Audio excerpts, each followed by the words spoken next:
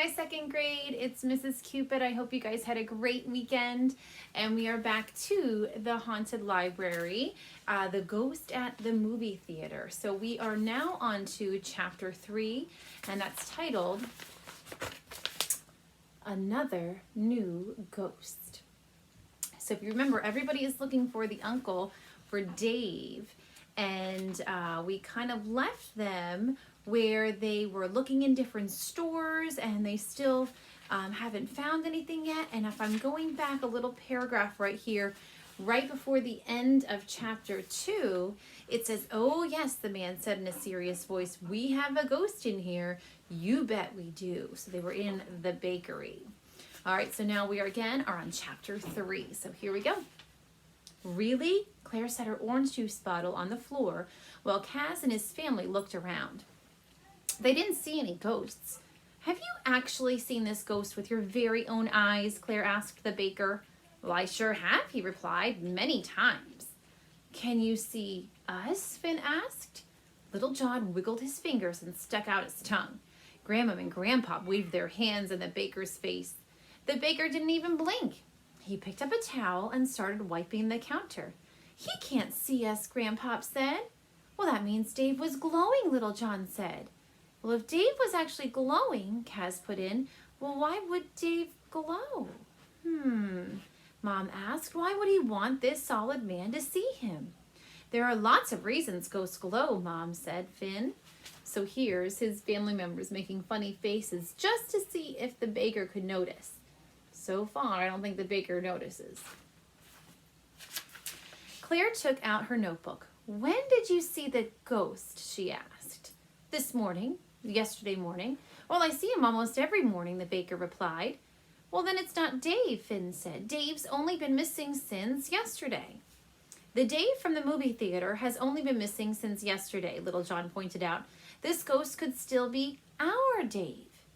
Kaz scratched his head. They were looking for a ghost named Dave, but was there one ghost named Dave, or were there two? Was the Dave from the movie theater and Mom's long-lost brother Dave the same ghost? Oh, this was so confusing. Little John cupped his hand around his mouth and called, "Hello, ghost? Where are you? Come out, wherever you are." "Well, there's another room back there," Finn said, straining to see through a small window and a door behind the baker. "It looks like a kitchen." "Oh, let's go see if Dave is in there," Mom said, as she and Finn sailed up and over the baker's head. "Wait for me," Little John cried. He followed Mom and Finn through the door. Kaz and the others stayed where they were. Claire opened to a new page in her notebook.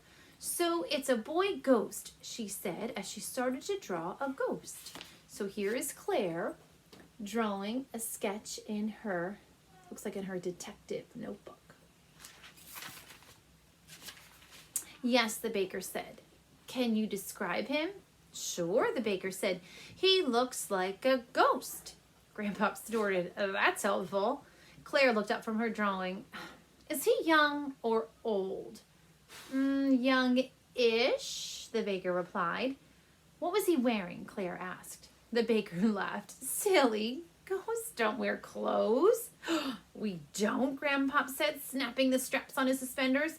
"Since when?" Mom, Finn, and Little John returned from the kitchen. "Well, we didn't find any ghosts in there either," Little John said.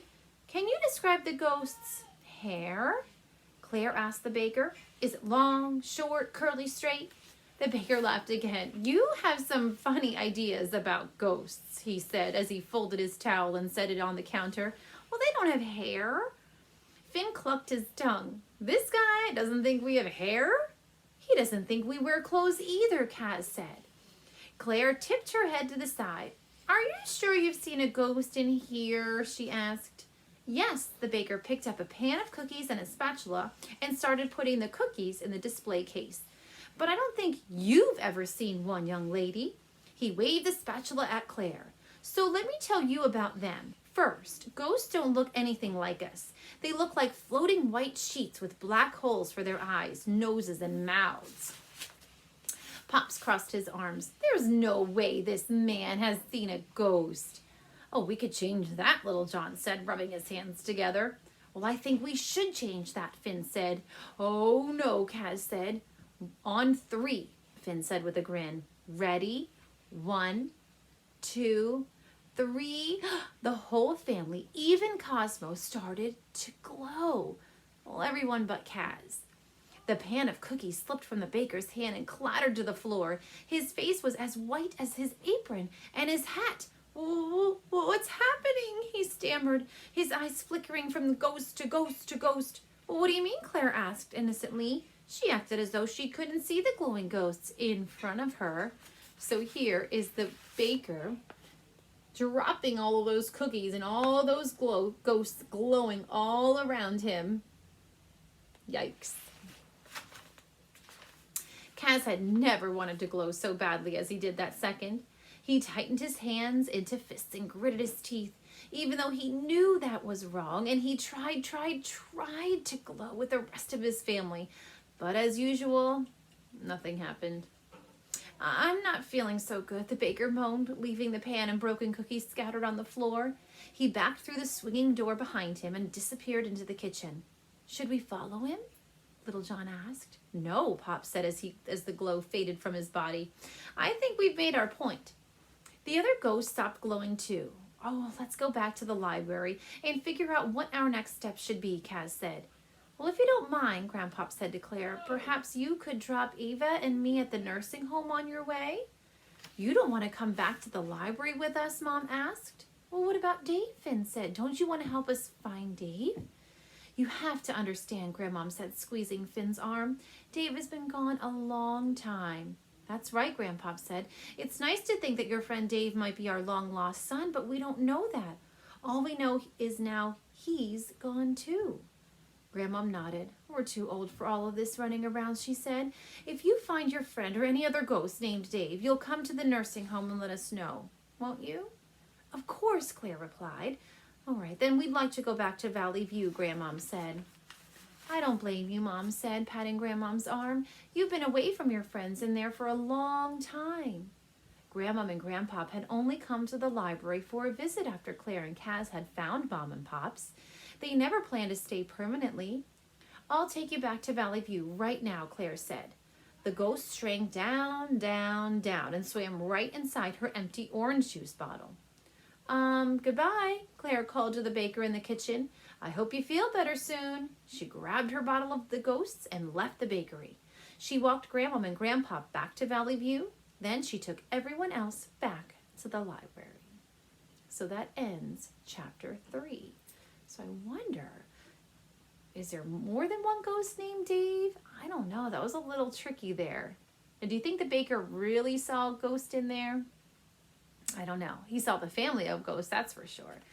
So chapter 4 is titled, How Do You Find a Missing Ghost? So this will be the start of our next chapter for another day, however. All right, guys, so I hope you enjoyed our chapter this evening. I hope everybody's doing well, and I will talk with you soon. All right, guys, have a great night. See you tomorrow. Bye.